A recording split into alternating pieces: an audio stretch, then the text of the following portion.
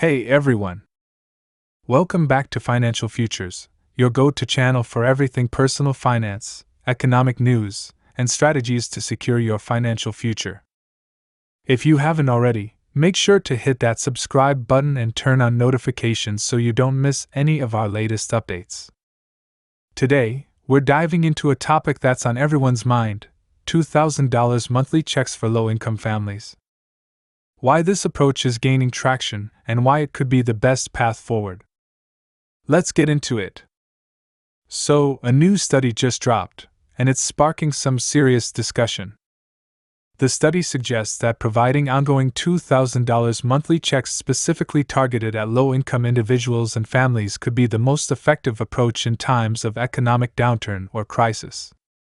This is a game changer, and I'm here to break down all the details for you. Spoiler alert, I'm completely on board with this idea, and I'll explain why in just a bit. But first, let me ask you something. Do you think that in times of economic difficulty, the government should send out checks to everyone? Or should these payments be focused on those who need them the most? Drop your thoughts in the comments below, because I'm really interested in hearing what you think. Now, let's talk about the crux of this study. Unlike previous stimulus efforts that sent out checks to a huge chunk of the population, remember those $1,200 and $1,400 checks? This study suggests a different approach. Instead of casting a wide net, why not focus on the people who actually need the money the most? We're talking about the low-income and fixed-income individuals who would directly benefit from these payments. Think about it. In 2020 and 2021, stimulus checks were sent out to about 85% of Americans. That's a massive number. But did all those people really need that money? The study argues no. Many people saved it or paid down debt, which didn't have the immediate stimulative effect on the economy that was needed. But for those in the low-income bracket? They spent that money quickly on essentials, which is exactly what the economy needed. This brings us to the concept of MPC, marginal propensity to consume. It's a fancy term economists use to describe how likely someone is to spend an extra dollar they receive. The study broke down people into three categories: low, medium, and high MPC. Here's the gist. Low MPC, high income earners. If you give them money, they're more likely to save it or invest it rather than spend it. This doesn't stimulate the economy the way we need during a crisis. Medium MPC, middle income earners. These folks might spend a bit, save a bit, and pay down some debt. Again, not the best option if the goal is to get money circulating fast. High MPC, low income earners. These individuals are most likely to spend the money immediately, primarily on necessities like food, housing, and utilities. This group is key because their spending can create a ripple effect that boosts the economy.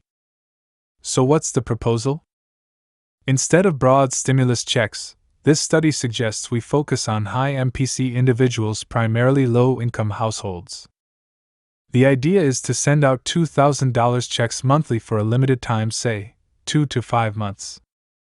This would target around 50 to 100 million people, significantly fewer than the 85% of Americans who received checks last time.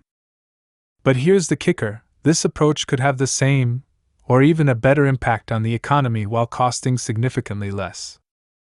By focusing on those who will spend the money quickly, the economy gets the boost it needs without the drawbacks like inflation or supply chain issues that we saw with the broader stimulus efforts. Why does this work? For one, it reduces the risk of inflation. When money is sent out broadly, it can drive up demand across the board, leading to higher prices.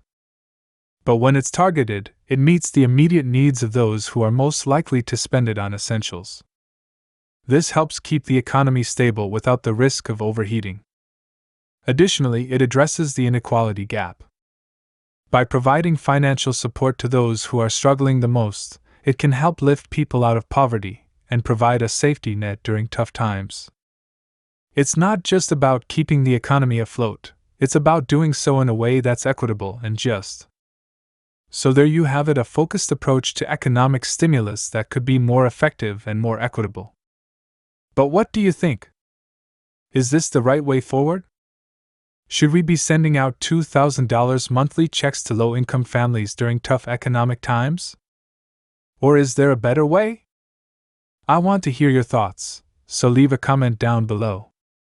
If you found this video helpful, don't forget to give it a thumbs up and share it with your friends and family. And if you haven't already, make sure to subscribe to Financial Futures for more insights like this. Thanks for watching, and I'll see you in the next video.